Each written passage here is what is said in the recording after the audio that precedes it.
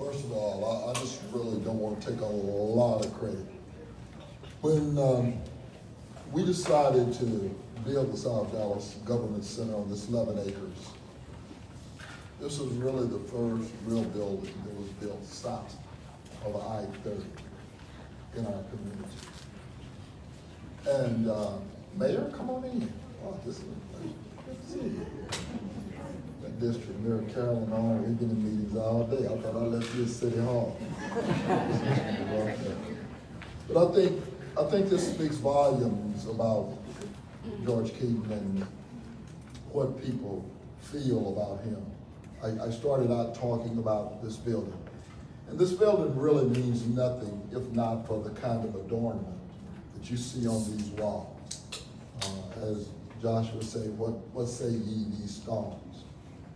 And one of the things that Vincent, having had personally and understand what the courage that George Keaton and others displayed, said we need to balance it off.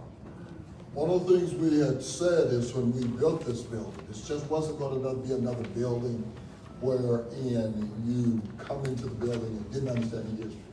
And whereas you're going to see a picture of Jesse Jackson with hair. Right.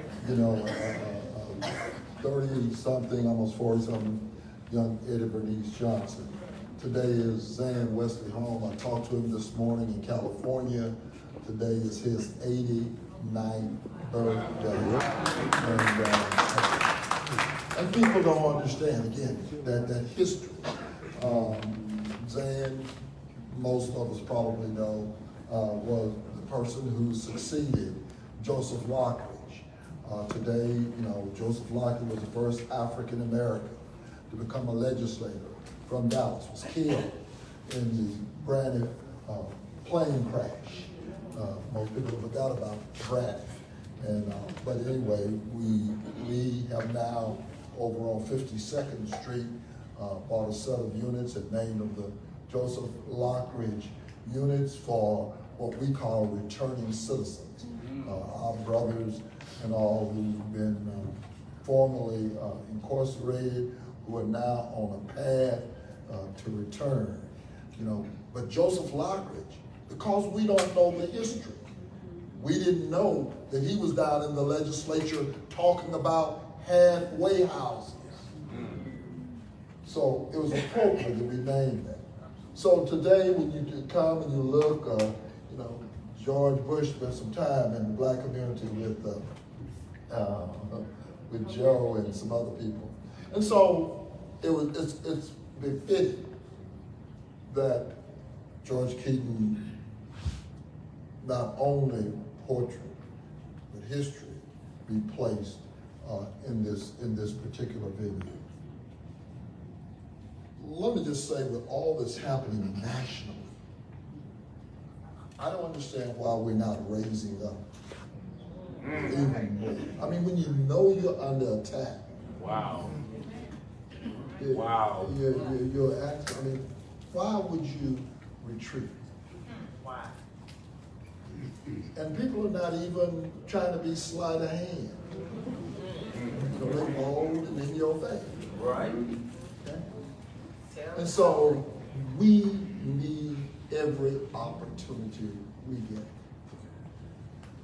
to recognize. Maya Angelou says, Mayor, you can practice all the virtues in the world, but if you don't practice the virtue of courage, nothing else matters. When I listen to Vincent and all that we talk about with regards to skyline and all that represent, and then I hear that part of the history is not there for me. When they were doing that, I was in Guy McKellar and Wendell Tanner's cotton fields in Forney, Texas. But I expect those of you who were here to continue to raise that history. And so, to the Keaton family, thank you. To the friends, thank you for letting us place that portrait in this building for all to see. And we look forward one day when the ISDs became their tours again, to be able to say that the South Dallas Government Center is a place that they can come and see, not history during February.